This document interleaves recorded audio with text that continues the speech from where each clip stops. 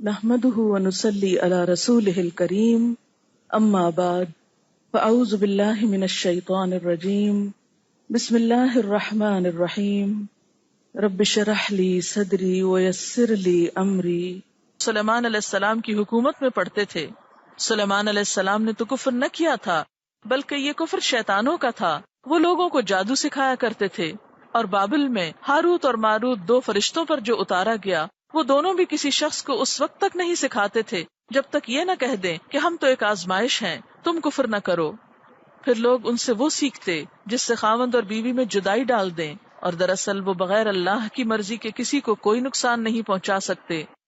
یہ لوگ وہ سیکھتے ہیں جو انہیں نقصان پہنچائے اور نفع نہ پہنچا سکے، اور البتہ تحقیق وہ جانتے ہیں کہ اس کے لینے والے کا آخرت میں کوئی حصہ نہیں، اور وہ بدترین چیز ہے جس کے بدلے وہ اپنے آپ کو فروخت کر رہے ہیں، کاش یہ جانتے ہوتے۔ یہاں پر ذکر ہوا یعلمون الناس السحر۔ عربی میں جادو کو سحر کہتے ہیں۔ لغت میں یعنی ڈکشنری میں ہر ایسے اثر کو سحر کہا جاتا ہے جس کا سبب ظاہر نہ ہو، جس کی وجہ معلوم نہ ہو۔ سحر کیا ہے؟ اثر، لیکن اس کی وجہ پتہ نہ چلے۔ جادو میں بھی دراصل کیا ہوتا ہے کہ کچھ سمپٹمز انسان اپنے اندر ایسی دیکھتا ہے جو ان یوزول ہوتی اور ان کی وجہ نہیں پتہ چلتی۔ مثلا بعض لوگوں کو آپ نے یہ کہتے سنا ہوگا کہ میرے سر میں درد ہوتا ہے اور میں نے بہت ٹیسٹ کرائے ہیں اور ڈاکٹرز کو کوئی وجہ معلوم نہیں ہو رہی، کوئی فزیکل ریزن اس کا تلاش نہیں کیا جا سکتا۔ لیکن انسان اپنے اندر کچھ اثرات محسوس کرتا ہے، کچھ بے چینی، کچھ تکلیف، کوئی درد۔ یہ اثرات کیا ہوتے ہیں؟ بسا اوقات کچھ کلمات، کچھ الفاظ کے اثرات ہوتے ہیں۔ مثلا آپ دیکھیں کہ اگر کوئی شخص آپ کی تعریف کرے تو آپ پر اس کا کوئی اثر ہوتا ہے؟ تو تعریف کیا ہے دراصل؟ چند الفاظ ہی تو ہیں۔ اسی طرح اگر کوئی آپ پر تنقید کرے، کوئی اثر ہوتا ہے؟ کوئی آپ کو ڈانٹے، اثر ہوتا ہے؟ ہوتا نا؟ کوئی آپ کو گالی دے، اثر ہوتا ہے؟ تو گالی کیا ہے؟ ایک لفظ ہی تو ہے۔ الفاظ کے اثرات ہوتے ہیں۔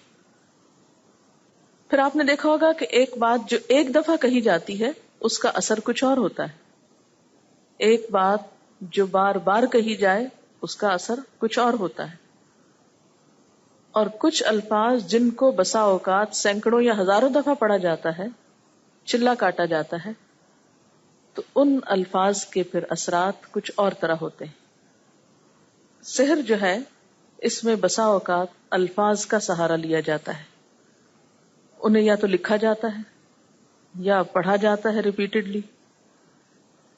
سحر جو ہوتا ہے وہ غیر محسوس اثرات کا نام ہوتا ہے نا؟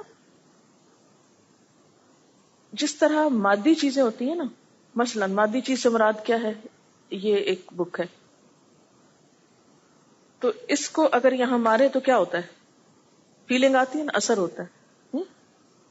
کیوں؟ اس لیے کہ یہ ہاتھ بھی مادی ہے، ہمارا جسم کیا ہے؟ مادی۔ اس کے اوپر جب کوئی مادی چیز آ کے ٹکراتی ہے تو درد ہوتی ہے ہاتھ کو، ٹھیک ہے نا؟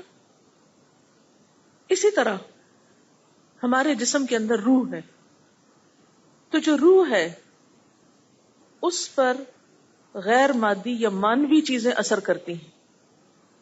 مانوی چیزیں کیا ہیں؟ جیسے الفاظ یا آواز، لفظ جو ہوتا ہے، ورڈ، یہ مادی چیز تو نہیں ہے نا؟ مثلا میں کہوں بات، کہاں ہے؟ پکڑ کے لائیں بات کو۔ کلمہ، پکڑ سکتے ہیں کلمے کو؟ نہیں پکڑ سکتے نا۔ تو جو کلمہ ہے وہ غیر مادی چیز ہے، ٹھیک ہے، یا مانوی چیز ہے۔ اب یہ بھی اپنا ایک اثر رکھتا ہے، جیسے اچھی نیوز کا اثر ہوتا ہے، بری نیوز کا اثر ہوتا ہے نا؟ تو وہ بری نیوز کیا ہے؟ پکڑ سکتے ہیں آپ اس کو؟ تو اس کا اثر ہے نا، وہ کہاں ہوتا ہے؟ کس پہ؟ آپ کے دل پہ، آپ کی روح پہ۔ تو اس بات سے انکار نہیں کر سکتے آپ کہ مادی چیزوں کا اثر مادہ پہ ہوتا ہے اور روحانی چیزوں کا اثر روح پہ ہوتا ہے. تو جادو دراصل ایک ایسی چیز ہے جس کا اثر انسان کی روح پہ ہوتا ہے، خیالات پہ ہوتا ہے، نظر پہ ہوتا ہے. ٹھیک. اب آپ دیکھیے کہ یہ جو خیال پہ اثر ہوتا ہے انسان کے، یہ روح پہ اثر ہوتا ہے. تو یہ روح کس کے اندر رکھی ہوئی ہے؟ اللہ تعالیٰ نے جسم کے اندر رکھی ہوئی نا. تو جب روح پہ اثر ہوگا تو اس کا اثر جسم پہ آئے گا نا. اور یہ وائس ورسا ہوتا ہے. کیسے؟ مثلاً کاپی آپ نے اپنے ہاتھ پہ اگر ماری تو لگائی جسم پہ، لیکن اثر روح پہ گیا نا. اسی طرح جب کوئی چیز روح پہ پڑتی ہے تو اس کا اثر جسم پر بھی آتا ہے.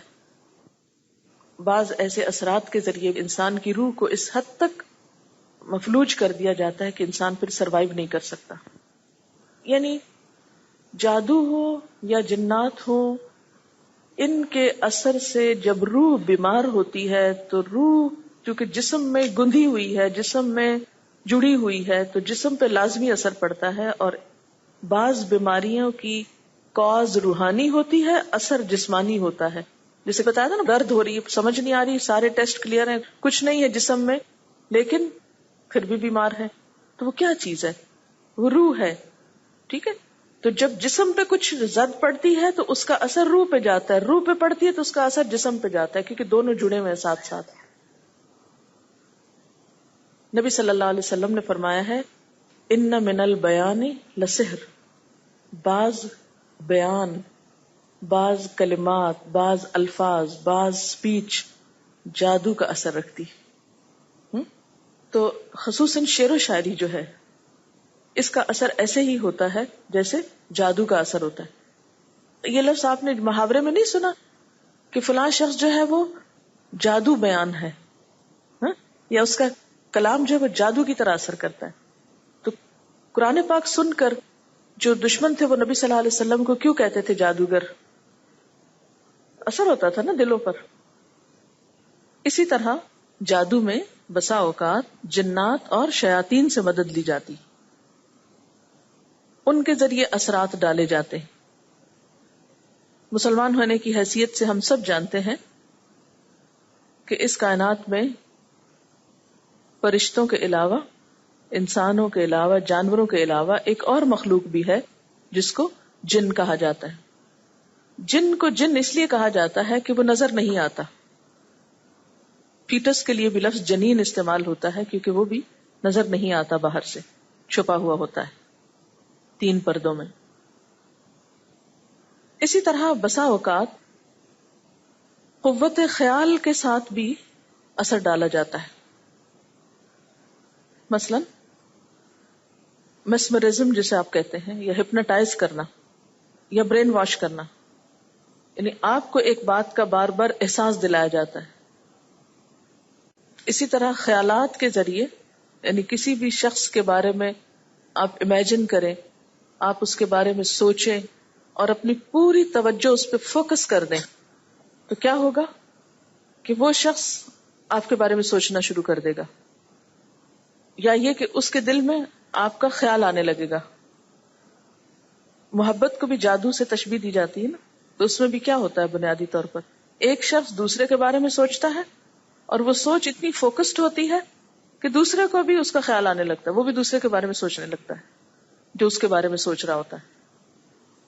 پھر اسی طرح اثرات جو ہوتے ہیں مادی چیزوں کے بھی ہوتے ہیں. مثال کے طور پر آپ دیکھیں کہ لوہا ہے اور لوہے ہی کی ایک قسم ہے مقناطیس، میگنیٹ. تو ان دونوں میں فرق کیا ہے؟ شکل و صورت میں کوئی فرق ہے، لیکن ایک کے اندر کیا ہے؟ کوئی کشش نہیں، اور دوسرے کے اندر ایک کشش ہے. تو اس کشش کو آپ کس طرح ڈیفائن کریں گے؟ اس کو کہاں سے نکالیں گے اس کے اندر سے؟ اور کس کو کھینچ رہی ہے وہ کشش؟ صرف لوہے کو ہی کھینچ رہی ہے. یعنی مقناطیس کو اگر آپ پتھر پر رکھیں کوئی اثر نہیں، لیکن اگر آپ لوہے پر رکھیں تو اثر ہوتا ہے. اسی لیے آپ نے دیکھا ہوگا کہ بعض ایسے غیر محسوس اثرات جو ہیں کچھ لوگوں پر تو ہوتے ہیں اور کچھ کو کوئی اثر نہیں ہوتا. جیسے میگنیٹ لوہے پر تو اثر انداز ہوتا ہے لیکن پتھر پر نہیں ہوتا. کچھ لوگ جو بہت اسٹرانگ ول پاور رکھتے ہیں ان پر دوسروں کے خیالات، دوسروں کے جذبات، دوسروں کی نگاہیں اور دوسروں کے ایسے الفاظ یا کلام اثر نہیں کرتا. کچھ لوگوں کے اوپر فوری طور پہ کر جاتا ہے. تو گویا سحر کیا ہوا؟ ہر وہ چیز سحر ہے جس میں شیاطین کو خوش کر کے ان کی مدد حاصل کی گئی ہو، یا غیر محسوس قسم کے اثرات دوسرے پہ ڈالے گئے ہوں، خواہ وہ جنات کے ذریعے، خواہ وہ خیال کے ذریعے، خواہ وہ کلمات کے ذریعے، یا کسی اور طریقے سے. اب اس کی چند قسموں کے اوپر بات کروں گی. اس کی ایک قسم ہوتی ہے نظر بندی. جیسے بعض اوقات کچھ شعبدہ باز جو ہوتے ہیں اپنے ہاتھ کی چالاکی سے ایسا کام کرتے ہیں کہ عام لوگوں کی نظر اس کو دیکھ نہیں سکتی. کسی مثلا تھیلی میں سے کبوتر نکال دیں گے. ایک شعبدہ باز نے ایک ہیلی کاپٹر کو غائب کیا جبکہ پورے مووی کیمریز لگے ہوئے تھے اور ایک ایک چیز کو ریکارڈ کر رہے تھے، لیکن وہ لوگوں کی نگاہوں سے اوجھل کر دیا اس نے. یہ جسے زندہ مرغی کی گردن الگ کر کے وہ کسی کو دکھا رہے تو مرغی نیچے زندہ تھی ابھی اور گردن الگ کسی کو دکھائی جا رہی تھی. یہ ایک بچے کو ایک تھیلی میں رسیوں کے ساتھ باندھا، اوپر چادر ڈالی تو دیکھا تھوڑی دیر کے بعد وہ بچہ جو ہے وہ کرسی پہ بیٹھا ہوا تھا. یہ چھوٹے چھوٹے پیپر کے پیسز کھا کے اور بہت بڑا سا کاغذ باہر نکالا، جسے ہاتھ کے اندر سے کوئی رومال نکال لیا، اور بسا اوقات کسی چیز میں ایک بچے کو ڈالا تو دوسری طرف سے مرغا نکالا، یعنی ظاہر میں کچھ اور تھوڑی دیر میں کچھ اور تبدیل. بہت سارے تو ٹرکس ہوتے ہیں، لیکن کچھ چیزیں ایسی ہیں کہ جو نظر بندی کہلاتی ہیں، اور اس کا ذکر قرآن پاک میں بھی ہے. یعنی جادوگر ایک ایسا خیال ڈالتا ہے لوگوں کے ذہنوں پر کہ جس سے انہیں اشیاء کی حقیقت کچھ اور نظر آنے لگتی ہے. مثلا جب موسیٰ علیہ السلام کا مقابلہ فرعون کے جادوگروں کے ساتھ ہوا تو انہوں نے کیا دیکھا؟ موسیٰ علیہ السلام نے کہ جادوگر جو بھی رسیاں اور لاٹھیاں لائے وہ ساری کی ساری سانپوں میں تبدیل ہو گئی. اس کے بارے میں قرآن پاک میں آتا ہے سحروا اعین الناس، انہوں نے لوگوں کی آنکھوں کو مسحور کر دیا، نظر بندی کر دی. پھر اس میں نظر بندی کے علاوہ خیال پر اس طرح اثر انداز ہو جاتا ہے ایک شخص کہ چیز کچھ سے کچھ نظر آنے لگتی، یعنی قوت خیال سے کام لیا جاتا ہے. ٹیلی پیتھی کا بھی آپ نے سنا ہوگا کہ آپ خیالات کے ذریعے دوسرے کو میسج بھیجتے ہیں کہ وہ آپ کی طرف متوجہ ہو. تو ہپنوٹائز کر کے بسا اوقات دوسرے کے ذہن پہ ایسا اثر ڈالا جاتا ہے کہ وہ کسی بھی چیز کے بارے میں اپنی رائے تبدیل کر دیتا ہے. یہ بھی سحر کہلاتا ہے. اس کے بارے میں بھی قرآن پاک میں آتا ہے یخیل الیہ من سحرہم انہا تسعی، ان کے سحر سے موسیٰ علیہ السلام کے خیال میں یہ بات آنے لگی کہ یہ رسیوں کے سانپ دوڑ رہے ہیں. یخیل الیہ لفظی ترجمہ آپ دیکھیے، خیال ڈالا گیا اس کی طرف. کس کی طرف؟ موسیٰ علیہ السلام کی طرف. یعنی موسیٰ علیہ السلام کا خیال تبدیل ہو گیا. کس وجہ سے؟ من سحرہم، ان کے سحر کی وجہ سے. اور انہیں کیا محسوس ہونے لگا؟ انہا تسعی، کہ گویا یہ رسیاں اور لاٹیاں دوڑ رہی ہیں. تو پھر سحر کیا ہوتا ہے؟ کسی کے خیال پر اثر انداز ہو جانا. تو بعض اوقات یہ بھی ہوتا ہے کہ کچھ لوگ ایسے عمل کرواتے ہیں کہ کسی لڑکی کو یا کسی لڑکے کو اس جادو یا سحر کے اثر سے اپنی طرف متوجہ کر لیتے ہیں.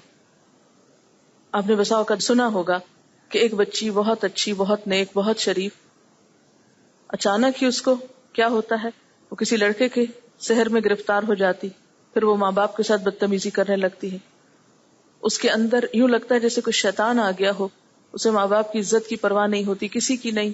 وہ کہتی کہ بس مجھے اسی کے ساتھ شادی کرنی ہے، اور وہ سب خاندان کی روایات اور عزتیں لٹا کر بسا اوقات گھر سے بھی نکل جاتی. حالانکہ سب کیا کہتے ہیں، وہ ایسی تھی نہیں، وہ ایسی ہے نہیں، یوں لگتا ہے اس کے اندر کوئی شیطان آ گیا ہے. تو بسا اوقات ایسے کام بھی کیے جاتے ہیں. پھر اسی طرح یہ بھی ہوتا ہے بسا اوقات کہ کسی چیز کی حقیقت بدل دی جاتی، جیسے ابھی بات ہوئی نا شعبدہ بازی کے ذریعے. مثلا کسی انسان کو جانور بنا دینا، یا جانور کو انسان کی شکل میں لے آنا، یا کسی کو پتھر بنا دینا.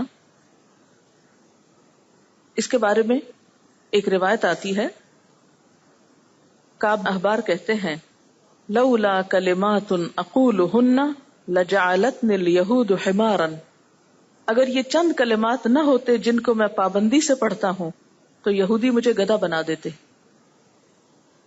یعنی یہود کے اندر جادو بہت تھا، اور یہ مسلمان ہو گئے تھے نا، تو یہود ان کے پیچھے پڑ گئے.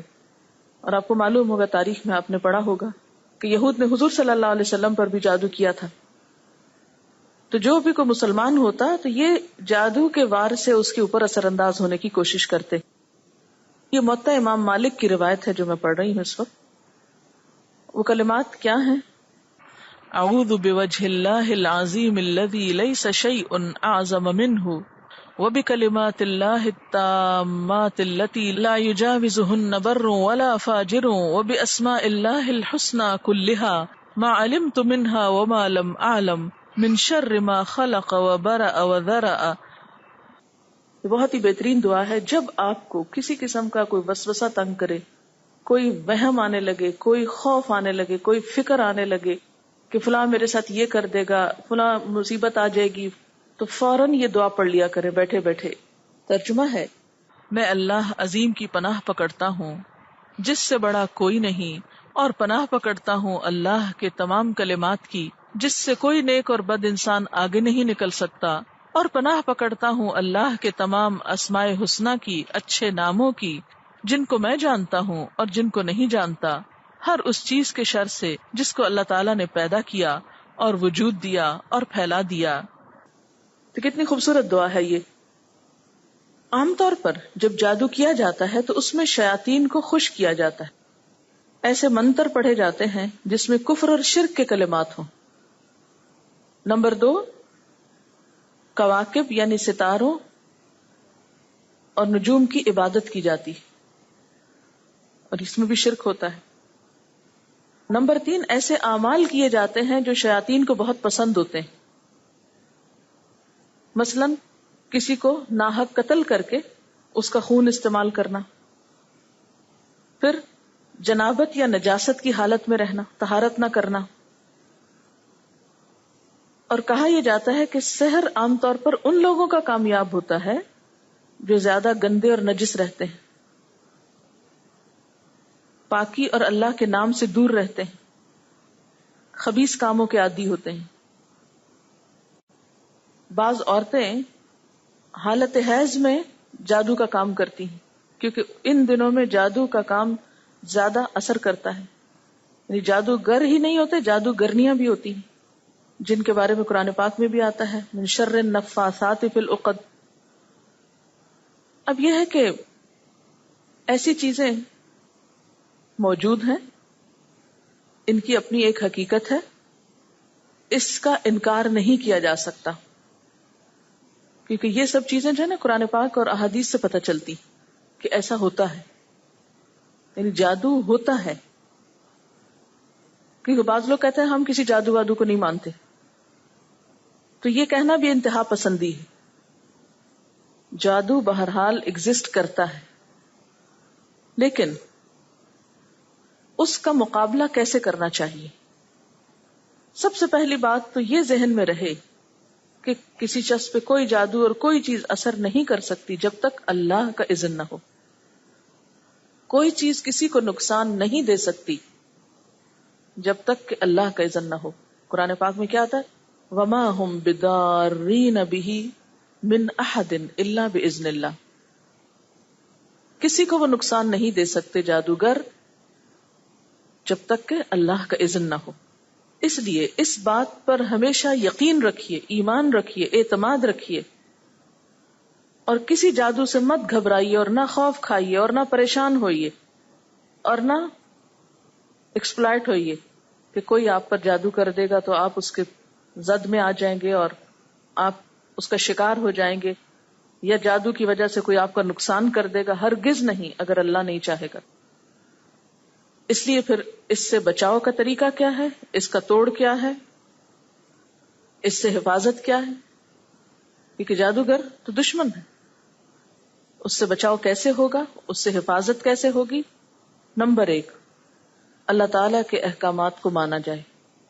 نماز نہیں پڑھتے تو نماز پڑھیے، روزہ نہیں رکھتے تو روزہ رکھیے، زکوٰۃ نہیں دیتے زکوٰۃ دیجیے۔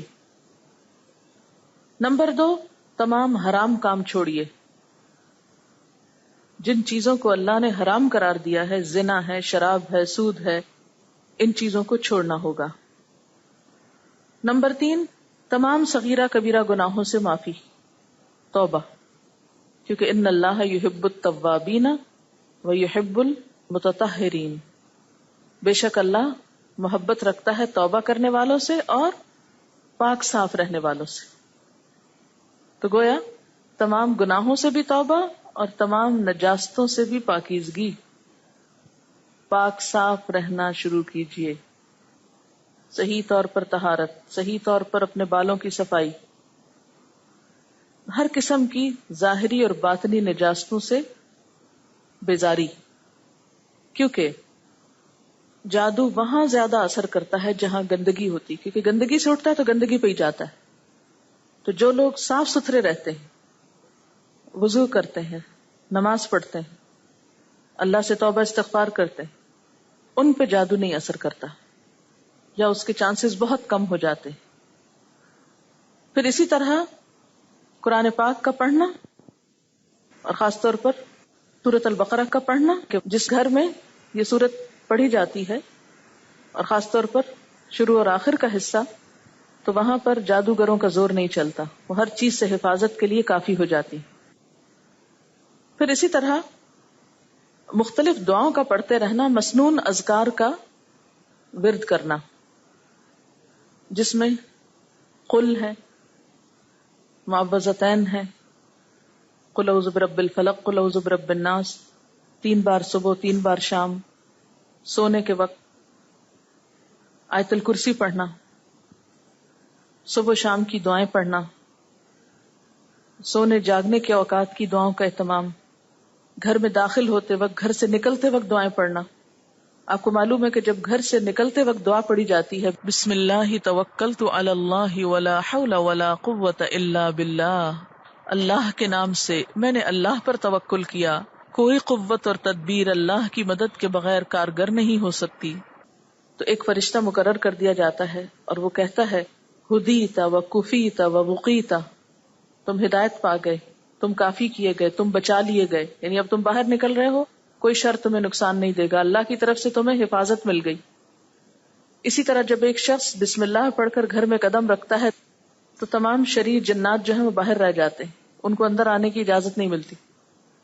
بسم اللہ پڑھ کے دروازہ کھولا، بسم اللہ پڑھ کے دائیں پاؤں اندر رکھا، بسم اللہ پڑھ کر کھانا شروع کیا، تو ایسی تمام چیزوں سے چھٹکارا ہو جاتا ہے۔ پھر اسی طرح سواری پہ سوار ہوتے وقت دعا پڑھنا، بیت الخلاء میں داخل ہوتے وقت دعا پڑھنا، بیت الخلاء سے نکلتے وقت دعا پڑھنا۔ بیت الخلاء میں جب آپ جاتے ہیں ایک نجس جگہ پر، تو آپ کیا دعا پڑھتے ہیں؟ اللہم انی اعوذ بک من الخبث والخبائث۔ اس دعا کا مطلب کیا ہے کہ اللہ میں تیری پناہ میں آتا ہوں، میں تیری پناہ لیتا ہوں ناپاک جنوں اور جننیوں کے شر سے۔ تو یہ تمام مسنون اذکار جو ہیں یہ انسان کی حفاظت کرتے ہیں اور ہر طرح کے شر سے اس کو محفوظ رکھتے ہیں۔ پھر اسی طرح اگر آپ کسی مصیبت زدہ شخص کو دیکھیں، کسی بیمار کو دیکھیں، کسی سحر زدہ کو دیکھیں یا کسی بھی اثر والے شخص کو دیکھیں، تو اس وقت فوراً دعا پڑھیں، الحمدللہ الذی عافانی ممن ابتلاہ بہ، اللہ کا شکر ہے جس نے مجھے عافیت میں رکھا ان تمام چیزوں سے جس میں یہ مبتلا ہو گیا۔ کسی کی مصیبت کو دیکھ کے ہنسنا نہیں چاہیے، زیر لب بھی مسکرانا نہیں چاہیے، کسی دوسرے کو اشارہ نہیں کرنا چاہیے اس پر، کیونکہ اس سے وہ مصیبت اپنے اوپر آ جاتی۔ اس کے برعکس دوسرے سے ہمدردی کرنی چاہیے اور وہ دعا پڑھ لینی چاہیے۔ تو انشاءاللہ اگر یہ سب دعائیں باقاعدگی سے پڑھی گئیں، اور ان کے پڑھنے میں کچھ زیادہ وقت نہیں لگتا، جب یہ معمول ہو جاتا ہے، معمول کا مطلب ہیبٹ ہو جاتی ہے، عادت ہو جاتی ہے، تو پھر زندگی ساری روٹین میں چلتی رہتی ہے اور ساتھ ساتھ انسان بہت سی بلاؤں سے، مصیبتوں سے محفوظ بھی رہتا ہے، جادو سے، نظر سے، جنات سے، محفوظ رہنے کا ذریعہ بھی ہیں، اور اگر خدا نخواستہ کوئی اثر ہو تو اس کا علاج بھی ہے. اس کے علاوہ کچھ اور علاج ہیں، مثلا کھجوریں کھانا. نبی صلی اللہ علیہ وسلم نے فرمایا جس نے صبح سویرے نہار منہ 7 کھجوریں کھائیں، اور آپ نے اجوا کھجور کی طرف اشارہ کیا، اس دن اس کو کوئی زہر یا جادو نقصان نہیں دے سکتا. اگر اجوا کھجور نہ ہو تو کوئی بھی کھجور کھا سکتے ہیں. اگر 7 نہ بھی کھا سکیں تو کم از کم 3 کھا لیں، اور خاص طور پر خواتین کے لیے تو بہت ہی مفید چیز ہے. اب یہ ہے کہ بسا اوقات پچھلی زندگی میں یہ باتیں پتہ نہیں تھی اور کچھ اثرات ہو گئے. اس کے بھی لیولز ہوتے ہیں، اثرات کے بھی لیول ہوتے ہیں. آپ نے دیکھا ہوگا کہ بعض لوگوں کو غصے کے وقت شدید غصہ آتا ہے. غصہ کس سے ہوتا ہے؟ شیطان سے. اور شیطان کہاں سے ہوتا ہے؟ جنات میں سے. اب یہ جو شدید غصے کی لہر ہے یا یہ ریئیکشن ہے، تو آپ نے دیکھا ہوگا بعض مائیں کہتی ہیں کہ ہمارا بچہ جو ہے وہ غصے کے وقت بہت پاگل ہو جاتا ہے، آؤٹ آف کنٹرول ہو جاتا ہے، یوں لگتا ہے کہ اپنے آپ کو مار ڈالے گا، کسی کو مار ڈالے. ایسا ہوتا ہے نا بسا اوقات. بعض اوقات لوگوں کے اوپر غم کا بہت اثر ہوتا ہے، رونا رونا رونا کسی وقت اس سے نہ نکلنا. تو انسان کے اوپر جو غیر معمولی کیفیات ہوتی ہیں وہ بھی انسان کے اوپر ایسے اثرات کو دعوت دیتی. شدید غصہ، شدید غم، بہت زیادہ ہنسنا. آپ نے دیکھو کہ بعض اوقات ہنسی کا ایک دورہ سا پڑ جاتا ہے، ہنس ہنس کے لوٹ پوٹ ہوتا چلا جاتا ہے انسان. تو کوئی بھی چیز جب ضرورت سے بڑھ جائے، آپے سے باہر ہو جائے، بہت زیادہ کھانا، کھاتے جا رہے ہیں بھوک نہیں ختم ہو رہی، بہت زیادہ سونا، سوتے جا رہے ہیں سوتے جا رہے ہیں، یہ سب شیطانی اثرات ہوتے ہیں. تو انسان کو اپنی خواہشات کو کنٹرول میں رکھنا چاہیے اور شدید جذباتی ریئیکشن سے بچنا چاہیے. اب اگر کہیں شیطان کا اثر ہو جائے، کسی پہ جادو ہو جائے، تو انسان کیا کرے؟ آپ نے دیکھا ہوگا کہ بہت سارے لوگ جادو کے توڑ کے لیے، جنات نکلوانے کے لیے عاملوں کے پاس جاتے ہیں اور غیر شرعی طریقے اختیار کرتے ہیں. وہ پھر ان سے کہتے ہیں بکرا لاؤ، اس کو ذبح کرو، اس کا خون لو، مختلف بال لاؤ، اس طرح کی بہت سی چیزیں، پھر ہزاروں روپے ان سے بٹور لیتے ہیں. بسا اوقات وہ پتلے بنا کے تو ان کے اوپر سوئیاں لگاتے ہیں، بہت کچھ کرتے ہیں. تو اس کے لیے ایک تو یہ ہے کہ اس کا توڑ شرعی طریقے سے ہونا چاہیے، غیر مسنون اور غیر شرعی طریقے اختیار نہیں کرنے چاہیے، کیونکہ جان تو گئی، ایمان نہ جائے.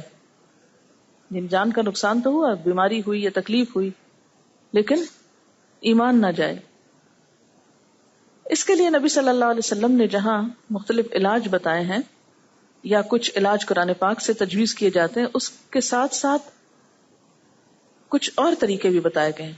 جیسے کھجوریں کھانا کیا تھا؟ ایک دفاعی طریقہ ہے، اور اگر ہو بھی چکا ہو کوئی ایسا اثر تو مزید اس طریقے کو جاری رکھا جا سکتا ہے.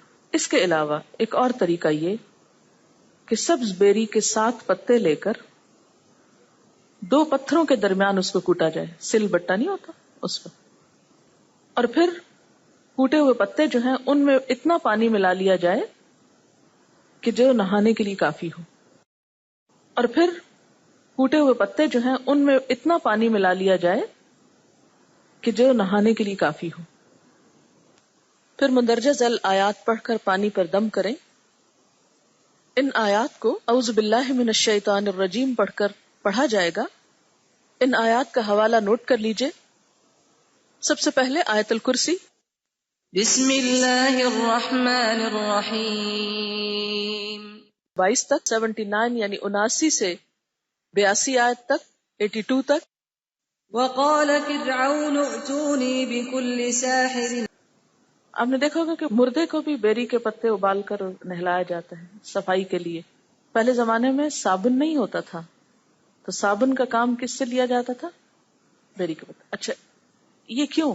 آپ کو ابھی میں نے بتایا نا کہ جہاں گندگی ہوتی ہے، نجاست ہوتی ہے، وہاں پر جنات آتے ہیں، جادو کا اثر ہوتا ہے. تو اس اثر کو دور کرنے کے لیے کیا ضروری ہے؟ کہ بیمار کو نہلایا جائے، اس پہ پانی ڈالا جائے اور اس کی خوب صفائی کی جائے، اور اس کے لیے بیری کے پتے استعمال کیے جائیں. پھر اسی طرح دعائیں پڑھی جائیں، اور خاص طور پر جو حضرت موسیٰ علیہ السلام اور جادوگروں کے مقابلے میں جو آیات ہیں ان آیات کو پڑھا جائے. مثلاً اس میں ایک آیت ہے وَلَا يُفْلِحُ السَّاحِرُ حَيْثُ أَتَى، کبھی کامیاب نہیں ہو سکتا جادوگر جہاں سے چاہے آئے. تو یہ کیا ہے؟ اگر اس کو دہرائیں گے آپ، جادوگر کامیاب نہیں ہو سکتا جہاں سے مرضی آئے، جادوگر کامیاب نہیں ہو سکتا جہاں سے مرضی آئے. اور 7 دفعہ کہیں ذرا اس بات کو سمجھ کے، تو آپ کے اندر کیا ہوگا؟ ایک ایمان اور ایک قوت آئے گی، مجھ پہ کوئی جادو اثر نہیں کر سکتا. یہ سورۃ طٰہٰ آیت نمبر 69 ہے. اس کے علاوہ سورۃ یونس کی آیت نمبر 79 وقال فرعون ائتونی بکل ساحر علیم، سورۃ یونس آیت 80 فلما جاء السحرة قال لهم موسى القوا ما انتم ملقون، سورۃ یونس آیت 81 فلما القوا قال موسى ما جئتم به السحر ان الله سيبطله ان الله لا يصلح عمل المفسدين. پھر جب انہوں نے ڈالا، موسیٰ علیہ السلام نے کہا یہ جو تم لائے ہو یہ جادو ہے، اب اللہ یقیناً اسے باطل کر دے گا، اللہ یقیناً اسے باطل کر دے گا. ان اللہ سیبطلہ، تو پورے عزم اور یقین کے ساتھ اس آیت کو پڑھیں. ان اللہ لا یصلح عمل المفسدین. پھر سورۃ یونس کی آیت 82 وَيُحِقُّ اللَّهُ الْحَقَّ بِكَلِمَاتِهِ وَلَوْ كَرِهَ الْمُجْرِمُونَ، اور اللہ اپنی باتوں سے حق کو حق کر دکھاتا ہے چاہے مجرم برا مانے. یعنی اللہ کی بات سچی ہے اور یہ مجرم ہیں، ان کی باتیں باطل ہو جائیں گی. پھر سورۃ الاعراف آیت نمبر 118 118 نمبر فوقع الحق وبطل ما كانوا يعملون، پس واقع ہوا حق اور باطل ہوا جو کچھ وہ کرتے تھے. پھر سورۃ طٰہٰ کی یہی آیت 69 انما صنعوا کید ساحر ولا يفلح الساحر حيث اتى، جو کچھ انہوں نے بنایا ہے یہ مکر اور چال یہ جادوگر کی ہے، اور جادوگر جہاں سے چاہے آئے فلاح نہیں پا سکتا. ان آیات کو پڑھ کر بسا اوقات یہ بھی کہتے ہیں کہ آپ ان کو دم کر کے پی لیں یا اس سے نہا لیں، یا ویسے بھی ان آیات کا ذکر کرتے رہیں. پھر اسی طرح یہ دعا مانگے رب انی لما انزلت الی من خیر فقیر، اللہ جو خیر بھی تو میری طرف نازل کرے میں اس کا محتاج ہوں، میں تجھ سے بھلائی چاہتا ہوں. پھر اہدنا الصراط المستقیم، اللہ ہمیں سیدھا راستہ دکھا. ایاک نعبد و ایاک نستعین، ہم تیری عبادت کرتے ہیں تجھ سے مدد چاہتے ہیں. پھر رب اغفر وارحم وانت خیر الراحمین، اللہ تو بخش دے اور رحم فرما اور تو سب سے بڑا رحم کرنے والا ہے. تو یہ کچھ اورات جو ہیں یہ قرآن پاک کی آیات سے اور احادیث سے اور مسنون دعاؤں کی شکل میں، ان کا پڑھنا جو ہے یہ جادو کے توڑ میں بہت مفید ہے اور ویسے بھی ذکر الہی ہے. پھر صبح شام کی دعائیں. پھر اسی طرح یہ ہے کہ بعض غذائیں اور بھی ہیں جو انسان کو ایسی بیماریوں میں فائدہ دیتی ہیں. مثلا شہد، قرآن پاک میں شہد کے بارے میں آتا ہے فیہ شفاء للناس، اللہ تعالیٰ نے اسے خود شفا کہا ہے. پھر اسی طرح کلونجی، اس کے بارے میں حدیث میں آتا ہے کہ موت کے سوا ہر بیماری کا علاج ہے اس میں. تو جادو کا ہونا بھی کیا ہے، دراصل ایک طرح سے بیمار ہو جاتا ہے نا انسان. تو 3 دانے 7 دانے کلونجی کو بہت تھوڑی مقدار میں کھانا چاہیے کیونکہ کافی اسٹرانگ ہوتی ہے. پھر اسی طرح بارش کا پانی جو ہے، بارش میں نہا بھی سکتے ہیں یا بارش کے پانی کو اکٹھا کر کے اس میں نہا سکتے ہیں. قرآن پاک میں اللہ تعالیٰ فرماتے ہیں وَنَزَّلْنَا مِنَ السَّمَاءِ مَاءً مُبَارَكًا، ہم نے آسمان سے برکت والا پانی اتارا ہے. پھر اسی طرح زیتون کا تیل، زیتون کے تیل کے بارے میں آپ نے فرمایا اس تیل کو کھاؤ اور اس سے مالش کرو، بے شک یہ ایک مبارک درخت سے ہے. قرآن پاک میں زیتون کے درخت کو شجرۃ مبارک کا کہا گیا ہے. یہ چیزیں تجربے سے بھی ثابت ہیں، آیات اور احادیث سے بھی ثابت ہیں. اپنی روزمرہ زندگی میں اپنی غذاؤں کو صاف ستھرا رکھا جائے اور ایسی چیزیں استعمال کی جائیں کہ جو انسان کی صحت کو بھی درست رکھیں اور ایسے تمام قسم کے جو شر ہیں یا نقصان دہ چیزیں ہیں ان سے محفوظ بھی رہیں. نبی صلی اللہ علیہ وسلم نے فرمایا جس گھر میں سورۃ البقرہ پڑھی جائے وہاں شیطان داخل نہیں ہو سکتا. حضرت عبداللہ بن مسعود رضی اللہ تعالی عنہ سے مروی ہے کہ جو شخص سورۃ البقرہ کی پہلی ما في أنفسكم أن تخفوه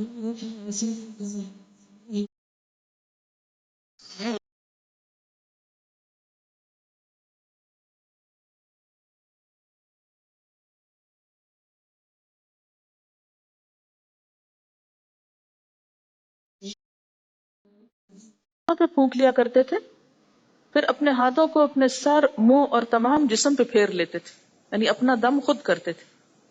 رات کو سوتے وقت پڑھ کر دونوں ہاتھوں پہ پھونک مار کے، اور پھر اس کو جہاں جہاں تک ہاتھ پہنچتا ہے سارے جسم کو مسح کر لیا جائے۔ رسول اللہ صلی اللہ علیہ وسلم کا ارشاد ہے کہ اگر کسی کو شیطان خواب میں ڈرائے تو وہ یہ دعا پڑھے: اعوذ بکلمات اللہ التامات من غضبہ وعقابہ وشر عبادہ وہمزات الشیاطین وان یحضرون۔ میں اللہ کے پورے کلمات کے ساتھ اس کے غضب اور اس کے عذاب اور اس کے بندوں کے شر سے اور شیطانوں کے وسوسوں سے پناہ مانگتا ہوں، اور یہ کہ وہ حاضر ہو میرے پاس۔ تو جب یہ دعائیں پڑھی جائیں گی تو انشاءاللہ تعالی ان اثرات سے آپ محفوظ رہیں گے۔ اور یاد رکھیے کہ قرآن پاک بذات خود شفا ہے۔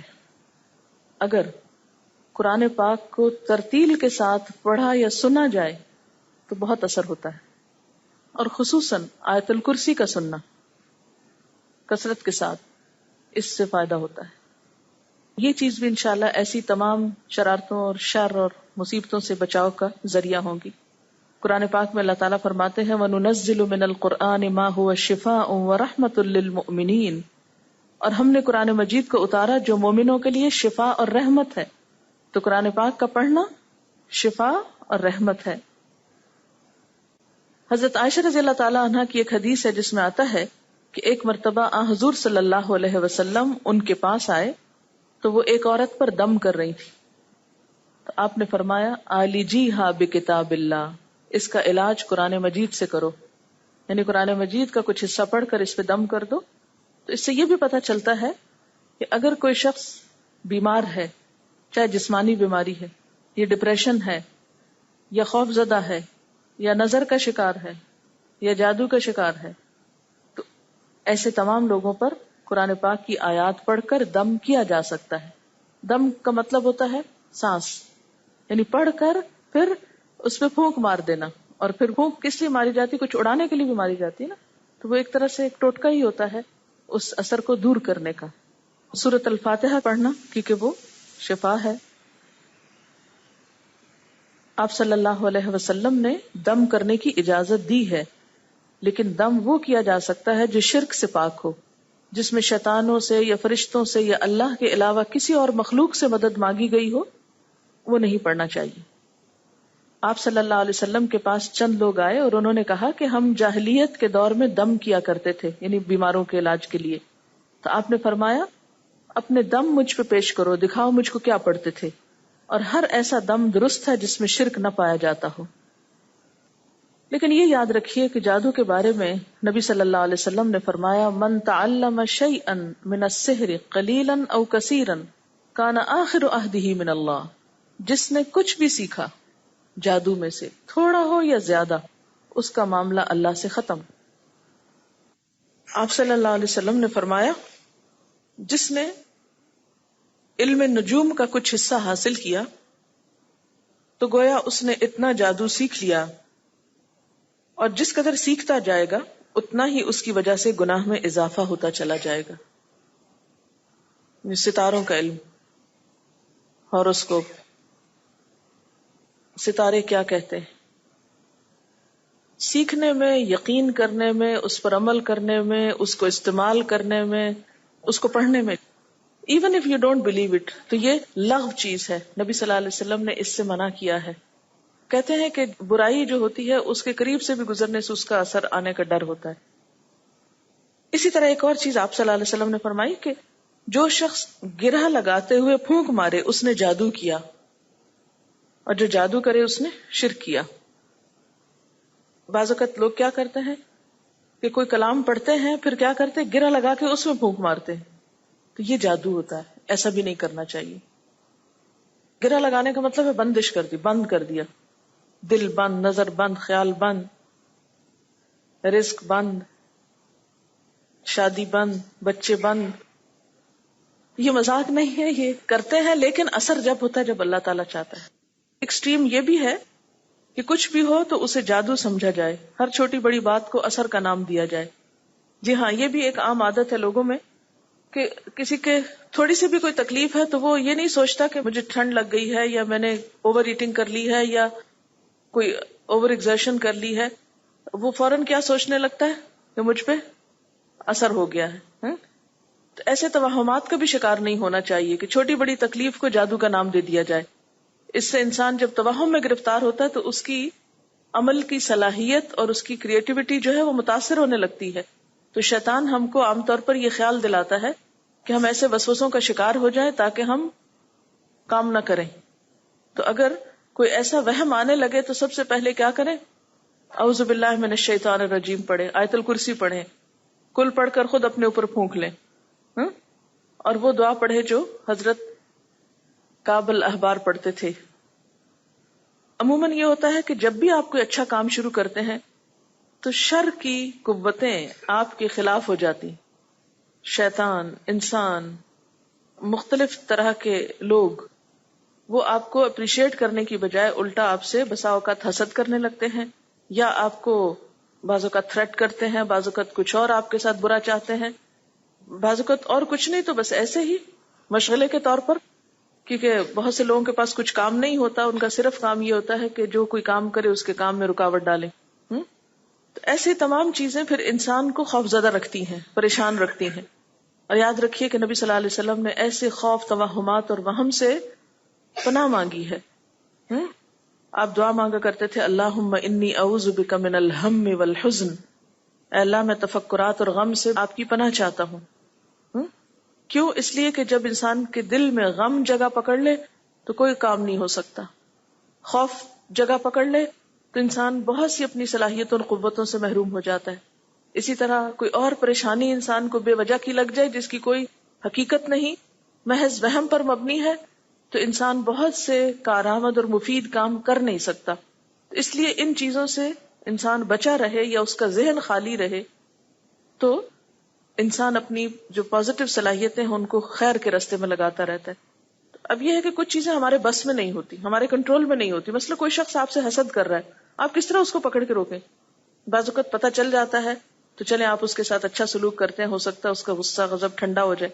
لیکن بسا اوقات پتہ بھی نہیں چلتا، وہ دل ہی دل میں جل رہا ہوتا ہے اور پیچھے پیچھے جڑیں کاٹ رہا ہوتا ہے، آپ کو تو پتہ ہی نہیں چلتا وہ کیا کر رہا ہے. اب ایسے لوگوں کے خلاف آپ کیا دفاع کریں گے اپنا؟ تو بہتر یہ ہے کہ آپ اللہ تعالیٰ سے مدد مانگ لیں اور دعا مانگ لیں، اور ان ساری چیزوں سے بے نیاز ہو کر جو کر رہے ہیں اسے کرتے جائیں. کیونکہ وقت جو ہے وہ بہت قیمتی چیز ہے، وہ فکر اور پریشانیوں میں گنوانے کے لیے نہیں ہے، کیونکہ بہت سی چیزوں کا علاج ہمارے پاس نہیں ہوتا. تو مومن کے لیے دعا جو ہے وہ اسلحہ کی طرح ہے. الدعاء سلاح المؤمن. تو ہم اور اسلحہ تو ہمارے پاس نہیں ہے تو کم از کم دعا تو کریں کہ جس سے ہم شر کی قوتوں سے پھر نبٹ سکیں. اچھا جناب، سوال ہے کیا تمام جنات شیاطین ہوتے ہیں؟ تمام جنات شیاطین نہیں ہوتے. جنوں میں اچھے بھی ہوتے ہیں، برے بھی ہوتے ہیں، کچھ نیک بھی ہوتے ہیں، کچھ بد ہوتے ہیں. جیسے انسانوں میں شیطان صرف جنوں میں نہیں ہوتا، شیطان انسانوں میں بھی ہوتے ہیں، اور انسانوں کے شیطان جنوں کے شیطان سے زیادہ بدتر ہوتے ہیں. کسی نے لکھا کہ آج کل ایک ناول ہے ہیری پوٹر، بہت مشہور ہو رہا ہے. بچوں میں اس کا مرکزی کردار ایک جادوگر بچہ ہے اور اس کو ایک عرصے سے ہیرو بنا کر پیش کیا جا رہا ہے. اس ناول کو ایوارڈز بھی ملے ہیں اور اس پر فلم بھی بنائی گئی ہے. اس میں جادو کو پروموٹ کیا گیا ہے.